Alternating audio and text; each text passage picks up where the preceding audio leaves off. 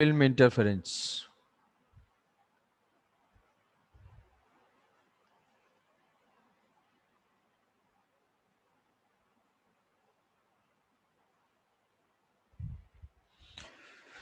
Thin film interference में एक तो मीडियम चेंज का भी रोल है और रिफ्लेक्शन का भी रोल है।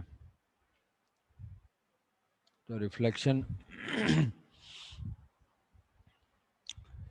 तो जो ज्योमेट्रिकल पार्ट डिफरेंस होगा कि अगर किसी एंगल पे इंसिडेंट है यहाँ से और उसके बाद यहाँ से लोअर पॉइंट से रिफ्लेक्ट हुई और ये दोनों रेस अगर इंटरफियर कर रहे हैं, ये दोनों रेस, अब और कुछ अगर चेंज होगा तो इसके अकॉर्डिंग कंडीशन चेंज होगी। तो इसमें टी थिकनेस का है, म्यू है रिफ्रैक्टिव इंडेक्स, तो जो पाथ डिफरेंस है geometrical path difference delta X is equal to 2 μ t cos r, 2 μ t cos r for normal incidence जो कि जनरली होगा, for normal incidence r equal to 0, so delta X is equal to 2 μ t, ये होगा। एक दो example लिया था। अब जैसे इस पे कुछ एक क्वेश्चन देखते हैं।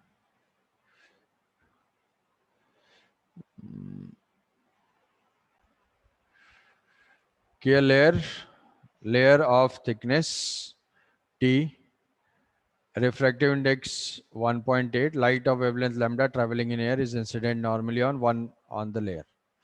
It's partially reflected at the upper and the lower surface of the layer, and the two reflected rays interfere. तो यहाँ पे स्पेसिफाइड है, अगर किसी को कुछ चेंज करना होगा तो अकॉर्डिंगली वो बोल सकता है कि फर्स्ट रिफ्लेक्शन कंसीडर करो, सेकंड रिफ्लेक्शन कंसीडर करो, बट वो सारी चीज बहुत अनकॉमन है। तो write the condition for their constructive interference if lambda is equal to 648 nanometer, obtain the least value of thickness t for which the rays interfere constructively। कि दो raise यहाँ पे मेंशन्ड है, दो रेज यहाँ पे मेंशन्ड है।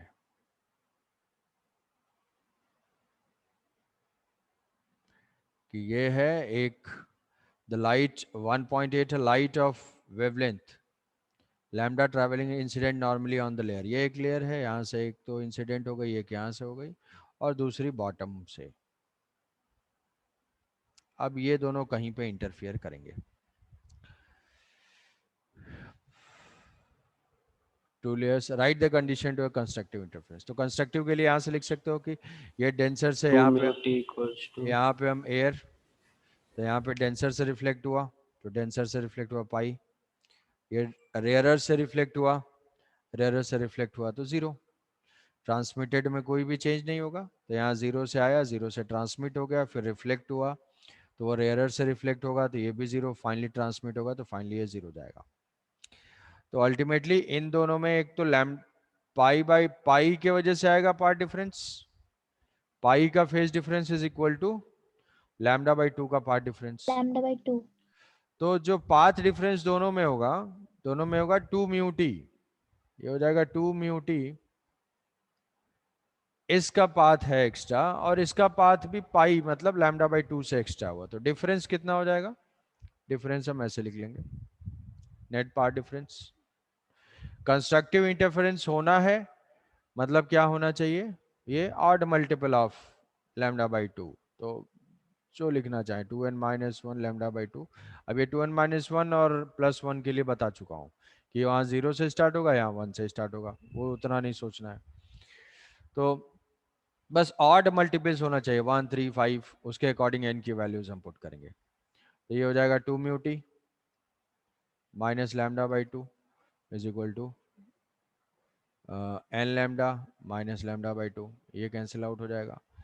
तो t की जो वैल्यू होगी वो क्या हो जाएगी? n lambda divided by 2 μ। तो t की वैल्यू, अब n की वैल्यू कहाँ से होगी? n की वैल्यू 1 से वैरी करेगी। यहाँ पे n की वैल्यू 0 मतलब t0 वैसे भी यहाँ पे कुछ सेट नहीं हो रहा है, तो n की वैल्यू अकॉर्डिंगली 1, 2, 3 ऐसे चेंज होता जाएगा। तो n की वैल्यू अगर चेंज होगी, मिनिमम थिकनेस क्या, obtain the least value of t for which the rays interfere constructively इस गिवन वेवलेंथ के लिए। तो क्या हो जाएगा, t मिनिमम तो n1 n इक्वल और टू लैम्डा तो ये 642 lambda into by 10 lambda 2 mu 648 into 10⁻⁹ divided by 2 into 1.8। ये कुछ वैल्यू आ रही है?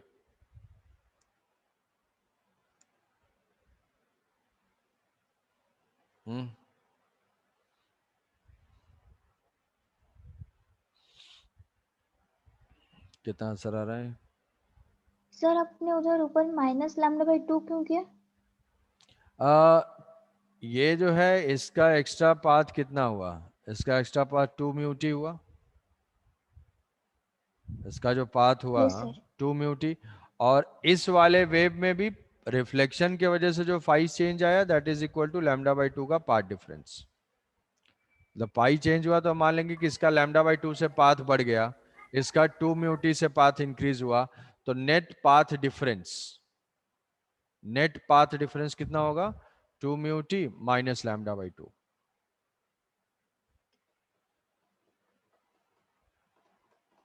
समझे? Sir 16 into Sir, 10 to the power 18 minus 8 into 18 into 10 to the power 10 minus 8 हाँ 18 sir into 10 to the power minus 8. 10⁻⁸।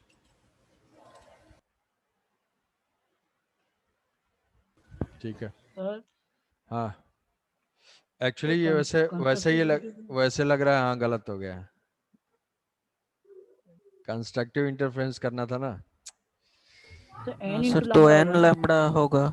ये चीज ये डिस्ट्रक्टिव के लिए कंडीशन आ गई, ये डिस्ट्रक्टिव, तो ये डिस्ट्रक्टिव के लिए कंडीशन आ गई, ये डिस्ट्रक्टिव के लिए कंडीशन आ गई।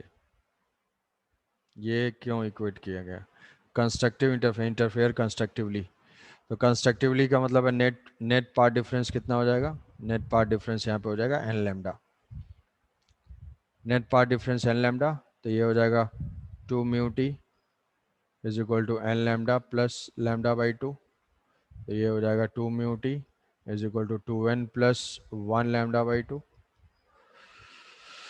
2n plus 1 λ/2। तो जो t की वैल्यू हो जाएगी वो हो जाएगी 2n प्लस 1 λ/4 म्यू।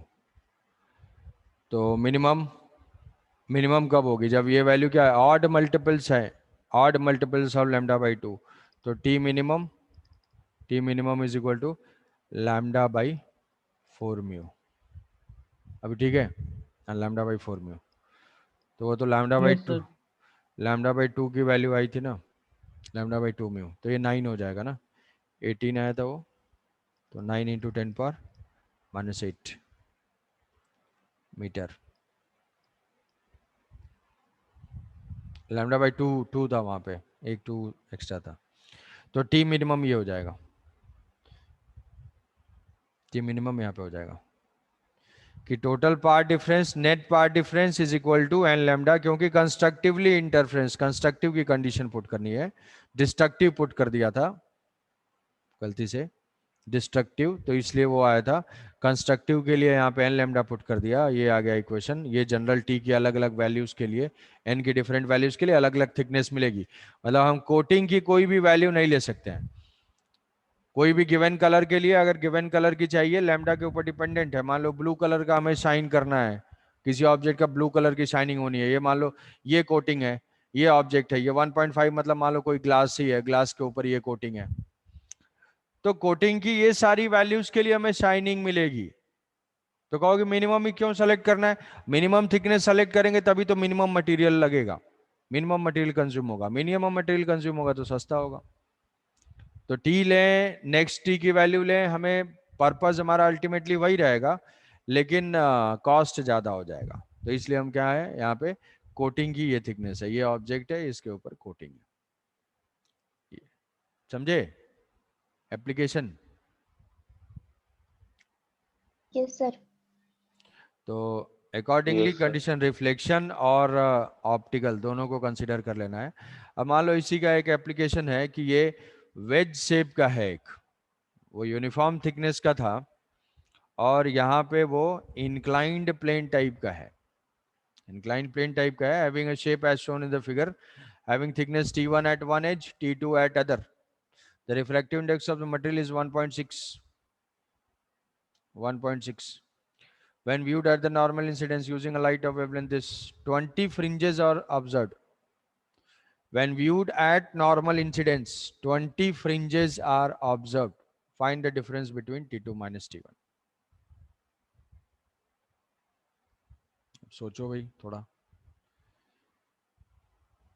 कि ऐसा कोई ये है, इंक्लाइंड टाइप का है,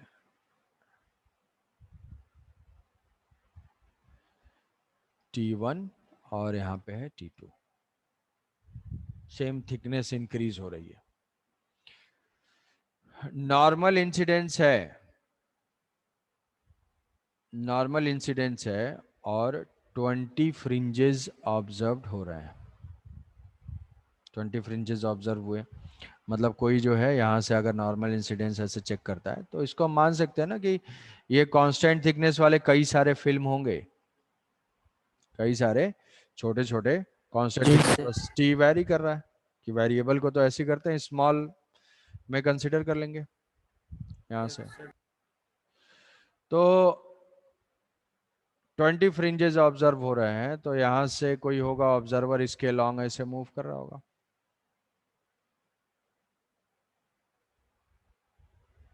ऐसे मान लो कि यहाँ पे स्क्रीन है, तो यहाँ से ऐसे वो देखता हुआ जा रहा है यहाँ से यहाँ तक, तो उसको 20 फ्रिंजेस दिख रहा है, 20 फ्रिंजेस है, तो 20 फ्रिंजेस है मतलब इसमें 20 फ्रिंजेस बन रहे होंगे, मान लिया यहाँ पे कि रिफ्रैक्टिव इंडेक्स म्यू है, इसका रिफ्रैक्टिव इंडेक्स म्यू वो गिवन है कुछ है, तो इस पॉइंट पे ज्योमेट्रिकल पाथ, अब अगर हम रिफ्लेक्टेड कंसीडर करते हैं, नॉर्मल इंसिडेंस है, थिकनेस टी द अदर कुछ भी मेंशन नहीं है, तो हमारा क्या होगा कि एक यहां से इंसिडेंट और दूसरा यहां से इंसिडेंट, एक इस पॉइंट से इंसिडेंट होगा, दूसरा इस पॉइंट से इंसिडेंट हो रिफ्लेक्ट होगा, तो यहां से जो रिफ्लेक्ट होगा उसका रिफ्लेक्शन में कितने का पार्ट डिफरेंस आएगा, जो टॉप से रिफ्लेक्टेड होगा और बॉटम से जो रिफ्लेक्टेड होगा, अगर दोनों साइड हम एयर एयर कंसीडर करते हैं, यहां भी एयर है यहां भी एयर है। हाँ नितिन बोलो। सर दोनों में पाइप, सर इसमें फ्रिंजेस कैसे बनेंगे सर? फ्रिंजेस कैसे बनेंगे, अरे एक मैक्सिमा बना, फिर दूसरा मैक्सिमा बना, तीसरा मैक्सिमा बना, जब इसके लॉन्ग ये मूव कर रहा है, या तो हम स्क्रीन रखते हैं, लाइट टोटल ऐसे इंसिडेंट होती है, रिफ्लेक्ट होकर जा रही है, तो वहां पे फ्रिंजेस बनेंगे, या फिर कोई ऑब्जर्वर है जो इसके लाइन के लॉन्ग ऐसे मूव कर रहा है, ऑब्जर्वर जहाँ पे मूव कर रहे हैं वहां पे फ्रिंजेस बनेंगे सर? हाँ 20 फ्रिंज वो ऑब्जर्व कर रहा है यहाँ से यहाँ जब भी वो मूव कर रहा है, तो ठीक है। तो पहला इस पॉइंट पे जो ये दो हैं, जस्ट इस एज पे मानो, जो जस्ट इस एज पे रिफ्लेक्ट हो रहा है, टॉप से और बॉटम से, तो डेंसर से रिफ्लेक्ट हुआ 0, सॉरी पाई, रेयरर से रिफ्लेक्ट हुआ 0, तो इन दोनों में कितना पार्ट डिफरेंस हो जाएगा, 2 म्यू T1 माइनस λ/2। पहला फ्रिंज मान लो कोई फ्रिंज ऑब्जर्व हुआ, मैक्सिमा मिला हमें, मैक्सिमा मिला, ये हो गया n लैम्डा, फिर उसके बाद ये मूव करता जा रहा है, मूव करते करते करते करते यहाँ पे क्या हो रहा है, 20th फ्रिंज मिल रहा है, यहाँ पे 20th फ्रिंज मिल रहा है, 20 फ्रिंज है, तो यहाँ पे पार्ट डिफरेंस क्या हो जाएगा, 2 mu T2 minus λ/, is equal to n plus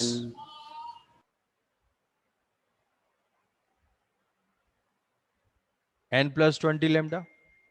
यहाँ पे ये तो नहीं बोला हुआ कि फर्स्ट मैक्सिमा सेकंड मैक्सिमा इस टाइप का कुछ मिल रहा है, हमें 20 फ्रिंज ऑब्जर्व हुए, तो 20 फ्रिंज का मतलब क्या है कि वहां पे फर्स्ट फ्रिंज मिला होगा। ऐसे करते करते कंजिक्यूटिव जो है हमें n+20 लैम्डा का पाथ डिफरेंस यहां से यहां तक आया होगा। अब चाहे लैम्डा ले लो, 20 लैम्डा लो, या जनरल कोई ले लेंगे कि n लैम्डा से यहाँ पे n+20 लैम्डा। तो इसको जो है यही दो इक्वेशन हम लिख लेंगे, 1 और ये 2। तो दोनों का डिफरेंस, दोनों का अगर डिफरेंस लेंगे, इक्वेशन 2 - 1, 2 - 1, तो ये हो जाएगा 2 mu T2 - 2 mu T1 is equal to 20 lambda. तो T1 - T2 - T1, T2 - T1 is equal to 20 lambda by 2 mu और 10 lambda divided by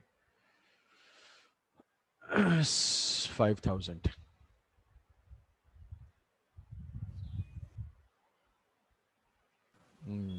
sir mu ये तो इनिशियल और फाइनल पॉइंट पे डिपेंड करेगा। इनिशियल एंड फाइनल पॉइंट पर depend करें। अगर लैम्डा बीच में कुछ चेंज होता है फिर भी फायदा नहीं। बीच में क्या चेंज होगा? लैम्डा इंटू सर अगर 5000। वो वेज जो है सर, अगर सर वो उसका सेकंड वाला इक्वेशन कैसे लिखे सर? सेकंड सर वो सेकंड लीनियर है इसलिए ऐसा किए। लीनियर, देखो अब अगर एक्चुअल में हम देखेंगे तो नॉर्मल इंसिडेंस अगर इंक्लाइंड प्लेन है तो इसमें ये होगा। अगर हमें एक्चुअल एनालिसिस करना पड़ेगा तो इसमें तो यहाँ पे ऐसे हो जाएगा नॉर्मल, ठीक है। तो नॉर्मल इंसिडेंस का मतलब है कि अब ये एंगल्स और ये हाइट जो है हमें स्मॉल लेना पड़ेगा, नहीं तो फिर सारा कुछ जो है डिटेल में देना होगा कि यहाँ से ये एक रिफ्लेक्ट हो रही है, फिर ये कुछ रिफ्रैक्ट हो रहा है, फिर ये किसी एंगल पे जा रहा है, फिर ये रिफ्लेक्ट हो रहा है, ऐसा। तो अब इसमें T1 से T2 का वेरिएशन है, तो हम इसमें कुछ भी नियर नॉर्मल इंसिडेंस मतलब बहुत ज्यादा कुछ डिटेलिंग नहीं है कि कितने एंगल का है, क्या वेरिएशन है। तो इसको हम ऑलमोस्ट फ्लैट के आसपास ही होगा, ऑलमोस्ट ये फ्लैट ही होगा। अगर नहीं होगा तो हम ऐसे डायरेक्ट नहीं कर सकते, बट ज्यादा कुछ एक्स्ट्रा दिया हुआ नहीं है। तो उस केस में हम क्या करेंगे कि भाई वेरिएबल है कुछ, एक पॉइंट से थिकनेस T1 और दूसरे पॉइंट पे थिकनेस T2 वेरी कर रहा है, तो नियर नॉर्मल इंसिडेंस जो है वो हमें एज्यूम करना है कि when the viewed at the normal incidence. तो नॉर्मल इंसिडेंस है मतलब हमें 2 म्यू टी कंसिडर करना है। अब यहां से किसी भी थिकनेस पे हम जाएंगे, यहाँ पे x पे जाएंगे कोई भी, अगर dx लेंथ लेते हैं तो उसकी जो है हाइट कुछ चेंज हो रही है, इसकी कुछ थिकनेस t है। तो उस कुछ थिकनेस t है तो यहाँ से कुछ लाइट आएगी, कुछ रिफ्लेक्ट होगी, रिफ्लेक्शन के बाद फिर वो इंटरफियर करेंगे। तो हम यहाँ पे ऐसे लिख सकते हैं 2 म्यू टी कॉस आर, जो भी 2 म्यू टी, और फिर ये रिफ्लेक्शन की वजह से -λ/2 इज इक्वल टू कंस्ट्रक्टिव हो रहा है या डिस्ट्रक्टिव हो रहा है। तो इसीलिए डायरेक्टली यहाँ और यहाँ एंड पे मैंने लिख लिया कि यहाँ पे 20th मिल रहा होगा और यहाँ पे 1 मिल रहा होगा, और उसके हिसाब से ये लिख लिया कि जो भी है 20th फ्रिंज मिल रहा है तो यहाँ पे मान लो फर्स्ट है, तो यहाँ पे सेकंड थर्ड फोर्थ ऐसे करके 20th इस एंड पे होगा। तो जो भी होगा, जैसे मैक्सिमा हमें मिल रहा होगा, मान लो वहां पे n लैम्डा की कंडीशन सेटिस्फाई हो रही होगी, तो इधर क्या हो जाएगा n+20 लैम्डा जरूर होगा। तो इसीलिए यहाँ का पार्ट डिफरेंस लिखा और वेवलेंथ लिखा, दोनों में इक्वेशन लिख के फिर सॉल्व किया। कंफ्यूजन क्या हो रहा है बोलो, क्या कंफ्यूजन हो रहा है? हाँ सर ठीक है सर।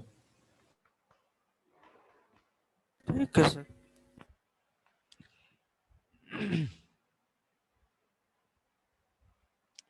कि ये टी का वेरिएशन है, इंक्लाइंड वेज टाइप का है, बट यहाँ पे नॉर्मल इंसिडेंस का एजम्पशन वैलिड है।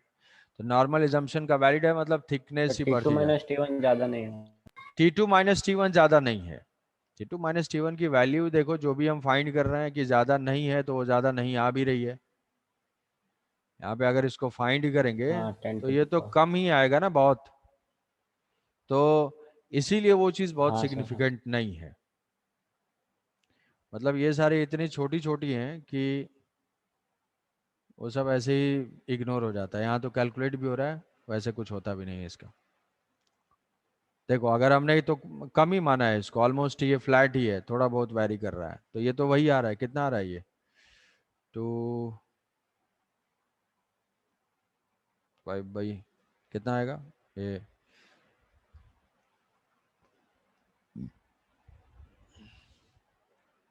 10⁻, ये तो हो जाएगा -6 5 डिवाइडेड बाई, तो 1.56,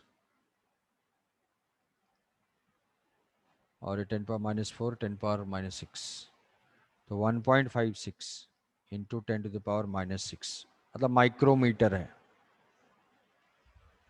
माइक्रोमीटर। सर वो 2 नीचे नहीं रहेगा ना? कौन सा? 20 से कट गया। सर 2 इंटू अच्छा 1.6 अच्छा है, अच्छा वो अच्छा सिर्फ अच्छा, ओहो 1.6 होगा, इधर तो 1.6, 10 हो गया। तो ये कितना हो जाएगा? 3 सर 3.1 समथिंग। यस 3.1, सर, अच्छा ये 3.1 समथिंग इंटू 10⁻⁻6। 3.1, हाँ ठीक है, 3.1 यस सर, माइक्रोमीटर में तो 10⁻⁻6 मीटर। 3.1 इंटू 10⁻⁻6। तो माइक्रोमीटर बहुत कम है, बहुत कम है ये गैप। अगर फाइनाइट होगा तो फिर बहुत ज़्यादा डिटेल स्पेसिफाई करना होगा, फिर वैसे कैलकुलेट करेंगे, तो बहुत कॉम्प्लिकेटेड हो जाएगा। समझे? तो ये था थिन फिल्म का application. Yes sir. Yes sir. तो ये थिन फिल्म था। Yes sir. थिन फिल्म, तो बाकी सब कुछ ये हो गया। नेक्स्ट है हमारा डाइफ्रैक्शन, इंटरफेरेंस कंप्लीट। YDAC, अच्छा इसमें जो एक पॉइंट बोला था कि जो तुम्हें YDAC में जो डेरिवेशन के लिए आएगा उसको देखा तो वैसे होगा नहीं। YDAC डेराइव कंडीशन हाँ फॉर, सर, रिफ्रैक्शन वाला कर लिया। डेराइव कंडीशन कर लिए। और रिफ्लेक्शन और रिफ्रैक्शन। तो YDAC में जो हमने d sin थीटा किया, अगर वैसे करोगे तो मार्क्स नहीं मिलेगा। वो करना कैसे है? जैसा एनसीईआरटी में दिया हुआ है। एनसीईआरटी में कैसे दिया हुआ है हाँ कि सर, ये है, ज्योमेट्रिकली पूरा। ज्योमेट्रिकली वहां से करना है कि ये S1 है, ये S2 है, यहाँ से S है, यहाँ से ये सोर्स से लाइट जा रही है, ये दोनों, ये है एंगुलर पोजीशन थीटा, यहाँ पे ये जनरल पोजीशन है Y, और ये है कैपिटल D, ये है स्मॉल d। तो S1P इज इक्वल टू ये डिस्टेंस D और y माइनस डी का whole square, y minus D by 2। ये टोटल है स्मॉल d, तो इसका हाफ हो जाएगा ये d/2, और y ये टोटल, तो अभी ये हो जाएगा d² plus y minus d/2 का होल स्क्वायर, इसका square root. S2P is equal to square root of y plus d/2, ये हो जाएगा d² plus y plus d/2 का whole square. Path difference S2P minus S1P। तो इसको find करने के लिए, पाथ डिफरेंस तो यही है, इसको फाइंड करने के लिए ऐसा है S2P² minus S1P²।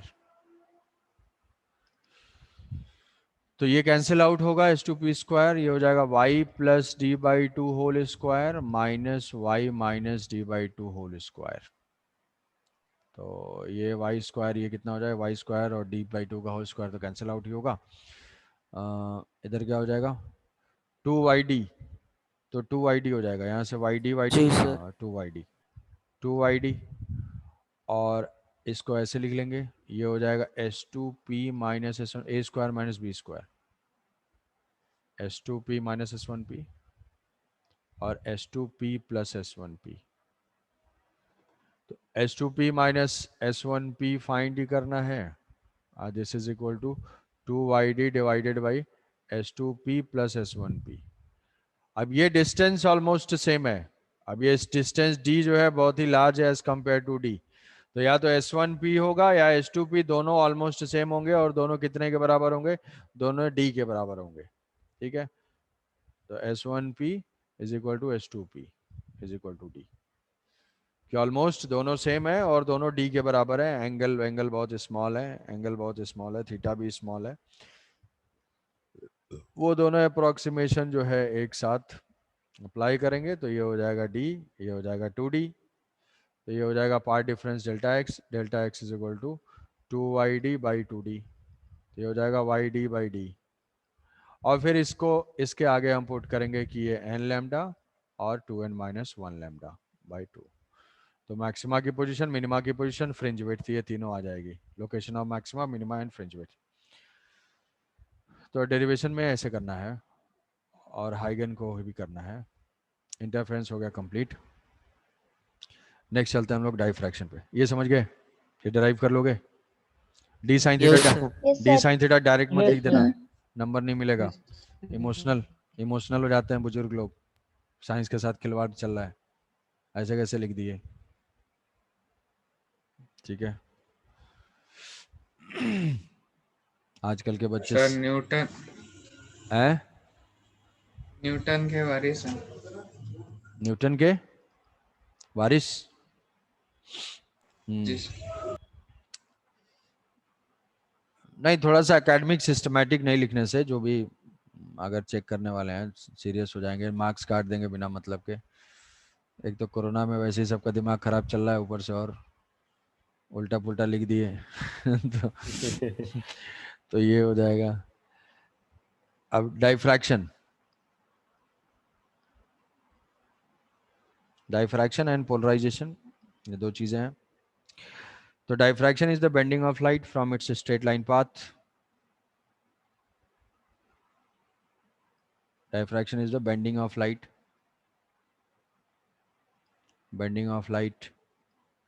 from its straight line path when it encounters with a small objects or a small corner, sharp edge या sharp corner या small opening, कुछ भी, कि लाइट अपने स्ट्रेट लाइन पाथ से जो बेंड होती है, वही प्रोसेस जो है वो है डाइफ्रैक्शन। स्ट्रेट लाइन पाथ और ज्योमेट्रिकल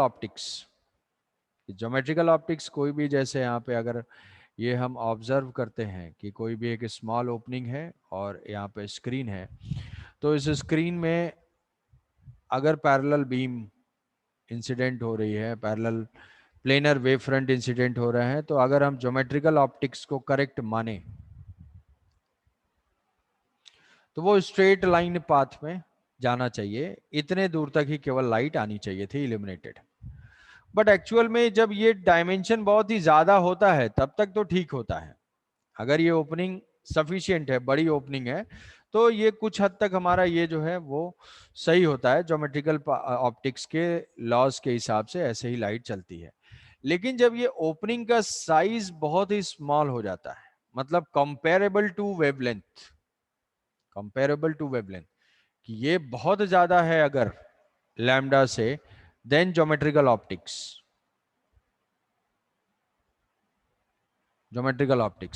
और इसके कंपैरेबल है।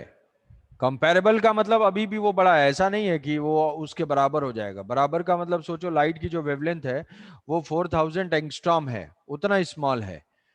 तो जो ओपनिंग बनेगी वो माइक्रोमीटर, मिलीमीटर, इस रेंज तक हो सकती है। तो उस रेंज तक जो है इसका फिनोमेना, जो इसका बिहेवियर है डाइफ्रैक्शन, वो बहुत ही क्लियरली विजिबल होना स्टार्ट हो जाता है। तो यहाँ पे जो है वेव ऑप्टिक्स के हिसाब से वो चलता है, वेव नेचर को फॉलो करता है। अब ये जितना स्मॉल होता जाएगा, ये बेंडिंग उतनी प्रोमिनेंट होती जाएगी, मतलब लाइट अपने स्ट्रेट लाइन पाथ से डेविएट होता जाएगा। लाइट अपने स्ट्रेट लाइन पाथ से डेविएट क्यों होता है, उसका एक्सप्लेनेशन जो है वेव थ्योरी से हाइगन ने कहा कि लाइट जो है वो वेव फ्रंट के फॉर्म में प्रोपेगेट करती है। तो जब वेव फ्रंट के फॉर्म में, जैसे यहाँ पे पैरेलल बीम इंसिडेंट हुई, तो यहाँ पे एक वेव फ्रंट इंसिडेंट हुआ।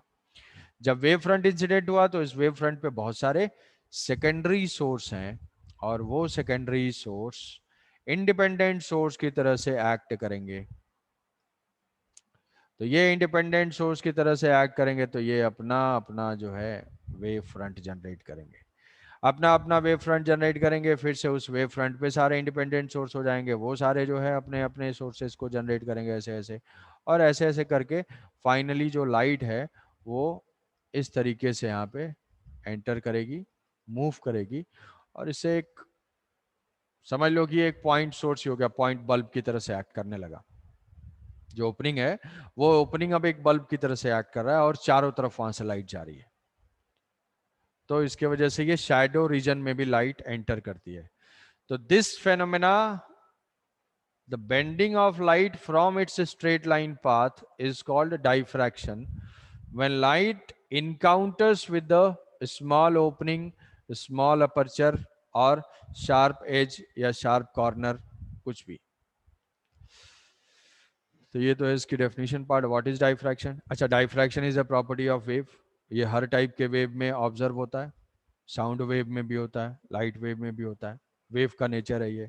साउंड वेव में कैसे होता है भाई? ऑब्वियसली कोई अगर बोल रहा है कहीं से भी बाहर से, तो ऐसा थोड़ी है कि जो डोर के स्ट्रेट लाइन में होगा केवल उसी तक साउंड जाएगी, ऐसा नहीं है। अगर वो किसी कॉर्नर में भी लोकेटेड होता है तो साउंड वहां से पहुंच जाती है, बेंड होकर वहां तक पहुंच जाती है। तो अपने स्ट्रेट लाइन से बेंड होने की फेनोमेना वेव का नेचर है। और वो वेव टाइप बिहेवियर लाइट में कब डोमिनेंट होता है? जब ओपनिंग का साइज बहुत ही स्मॉल है। तो ये तो हुआ बेंडिंग। Diffraction is bending. तो अगर कोई पूछता है कि तुम्हें चूज करना पड़े कि which of the following event, बोलो रोहित। सर वो तो सर साउंड वेव्स भी वैसे डाइफ्रैक्शन करेंगे ना? सर तो एचसी वर्मा में पूछा है कि अगर वैसा है और वो आईडीएससी जैसा सेटअप है और साउंड वेव्स आ रहा है, तो मैक्सिमा मिनिमा और जो फ्रिंज है उसको साउंड वेव्स से कैसे एनालॉजी क्या होगा? मैक्सिमा मिनिमा तो बनेगा, साउंड वेव है तो वेव से वाईडीएससी टाइप का अगर दो कोहेरेंट सोर्स होंगे तो मैक्सिमा मिनिमा तो बनेगा। लेकिन अब वहां पे फ्रिंज विड्थ हम नहीं बोल सकते, क्योंकि वो तो लाइट है तो हमें दिख रहा है। फ्रिंज विड्थ मतलब वहां पे मैक्सिमा की लोकेशन हो सकती है कि पहुंचेंगे तो साउंड कहीं पे ज्यादा होगा, कहीं फिर नेक्स्ट जाएंगे तो साउंड कम होगा। मतलब दो कोहेरेंट सोर्स है, अगर कोई पर्सन स्क्रीन जहाँ पे प्लेस्ड है उसी लाइन के लॉन्ग ऐसे मूव कर रहा है तो साउंड का इंटेंसिटी कम ज्यादा ऐसा होगा। ठीक है, तो जी सर। मैक्सिमम इंटेंसिटी हमें मिलेगा, मैक्सिमम इंटेंसिटी मिलेगा, उसको ऑब्जर्व कर सकते हैं। ऐसा फ्रिंज नहीं बोल सकते हैं, फ्रिंज नहीं बोल पाएंगे, क्योंकि फ्रिंज का मतलब तो है कि एक बैंड टाइप का दिख रहा है हमें, तो फ्रिंज बोलेंगे। साउंड के केस में वो फ्रिंज नहीं बोलेंगे, कुछ जोन बोल सकते हैं, मैक्सिमम जोन, मिनिमम जोन। जी सर। तो